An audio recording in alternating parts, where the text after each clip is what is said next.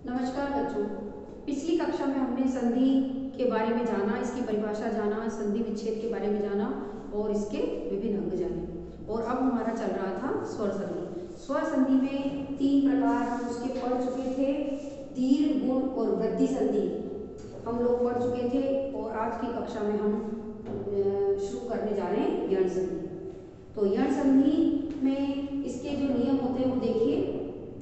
इसमें यण संधि में कहा गया है कि जब ई या ई के बाद ई वर्ण के अतिरिक्त यानी ई और ई के बाद ई के अलावा कोई अन्य स्वर आ जाए, तो यानी ई ना आए, उसके अलावा कोई भी अन्य स्वर आ जाए, तो ई और ई के बाद अगर कोई अन्य स्वर आता है तो उसकी जगह ये हो जाता है ये।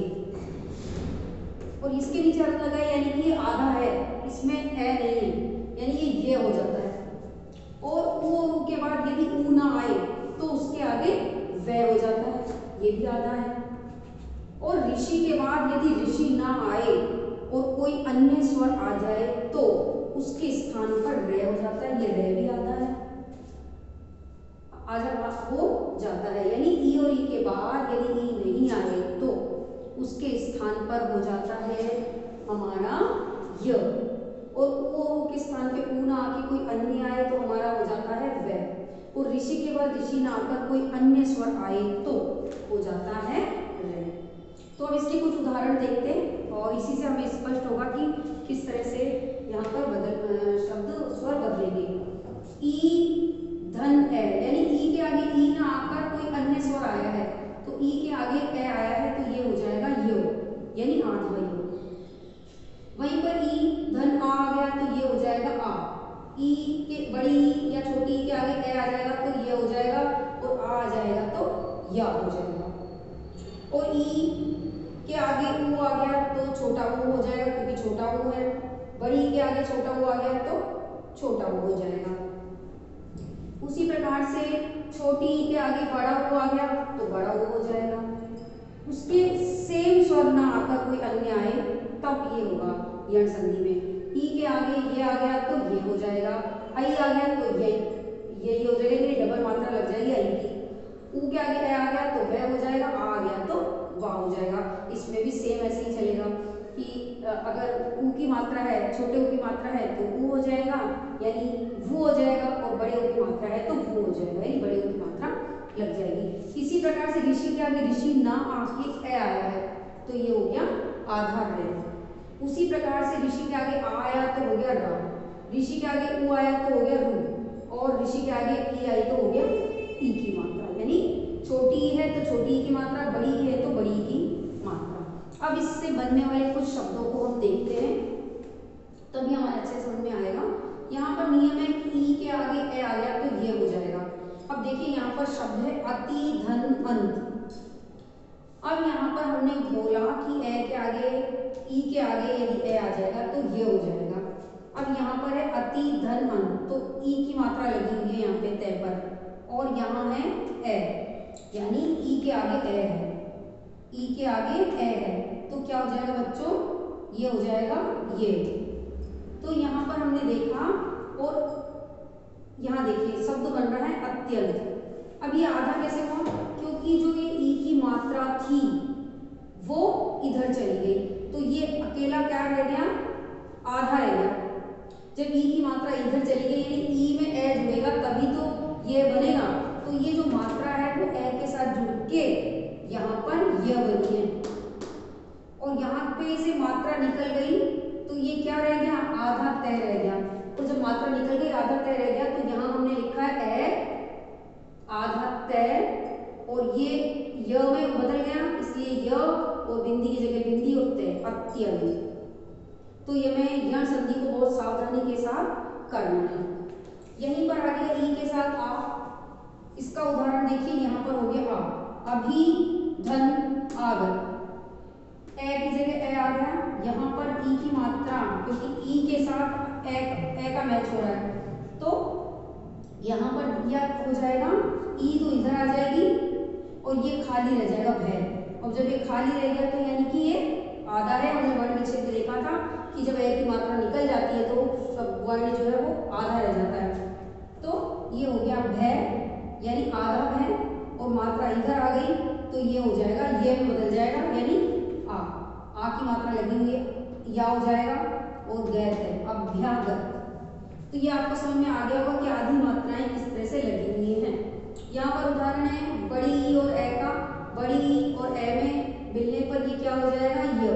सखी धन अपराध। अब यहाँ देखिए सखी धन अपराध में से ऐसे कैसे आ जाएगा, ई की मात्रा इधर चली गई क्योंकि ई के साथ ए मिल रहा है, तो ये हो जाएगा य, और ये रह जाएगा आधा ख, इसलिए आधा ख लिखा है हमने, और फिर ये हो जाएगा य अराध।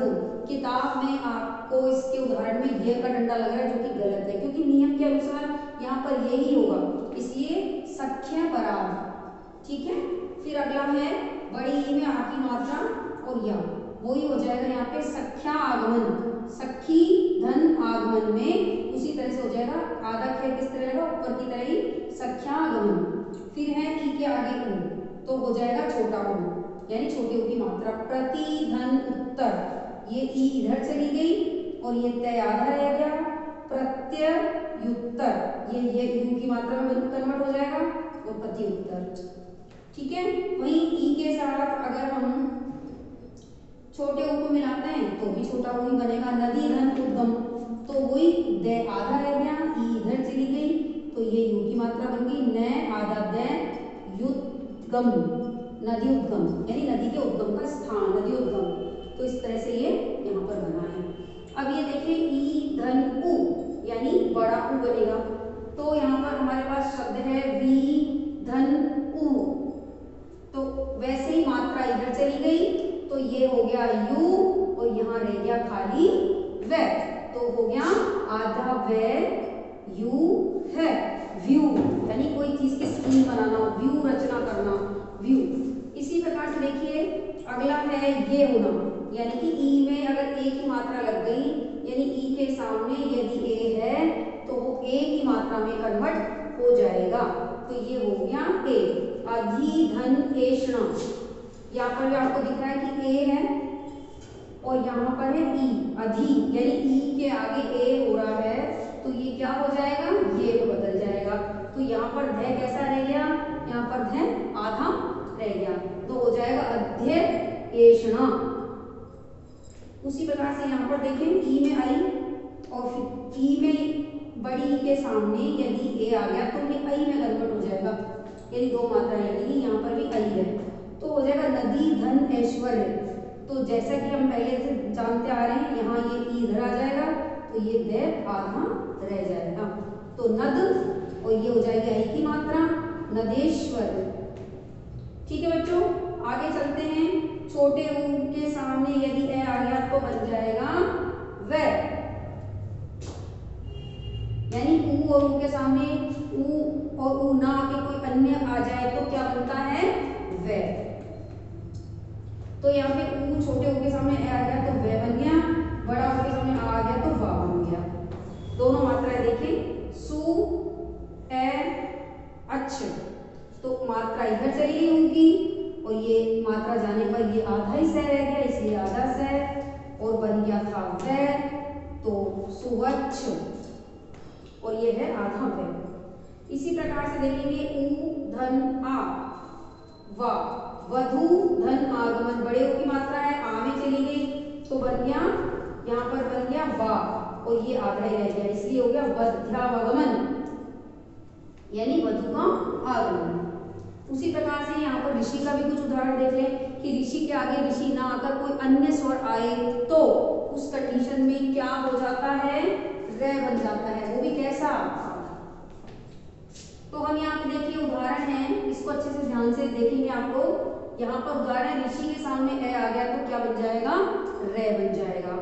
अब यहाँ पर देखिए, यहाँ पर हमारे पास शब्द है मात्र धन अनुमति, लेकिन यहाँ पर हमें ये देखना है कि जो संयुक्त अक्षर है त्रय, वो तय और रे को मिलके बना है, और रे बन रहा है हमारा, रे बन रहा है। तो हम यहाँ पे क्या करेंगे, मात्र धन अनुमति आया तो माँ को ऐसे कैसे आ जाएगा, तय, तय, और इनके मिलने से बन जाएगा रे, और ए है, तो ये क्या हो जाएगा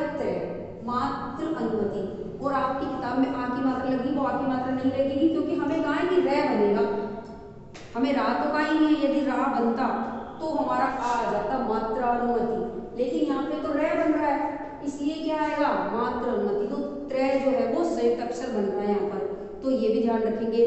शत्रय ज्ञा में संयुक्त अक्षर बनेगा, वो हमें ध्यान रखना है। उसी प्रकार से ऋषि के आगे अगर आ गया तो रा हो गया पित्र आज्ञा, फिर ऋषि के आगे उ आ गया तो रू हो गया पितृ उपदेश, यानी पितृ उपदेश। ऋषि के आगे ई आ गया तो री हो जाएगा पितृ इच्छा, पितृ इच्छा, क्योंकि हमें पता है कि छोटी की मात्रा आएगी, इसलिए हमने यहाँ पे छोटी की मात्रा लगाई है। तो बच्चों यण संधि को बहुत ध्यान से पढ़ना है, क्योंकि इसमें संयुक्त अक्षरों में भी हमें ध्यान रखना है। आधा शब्द बनेगा, इसलिए हमें ध्यान रखना है यण संधि का विशेष तौर पर। तो आज हमारे स्वर संधि के 4 प्रकार हो गए हैं। दीर्घ गुण वृद्धि हम पहले पढ़ चुके थे, और आज की कक्षा में हमने पढ़ा है यण संधि। अब हमारा केवल एक रूप और बचा है गुण संधि का, यानी स्वर संधि हमारी अगले वीडियो में खत्म हो जाएगी। ठीक है बच्चों, तो आज के लिए इतना ही। धन्यवाद।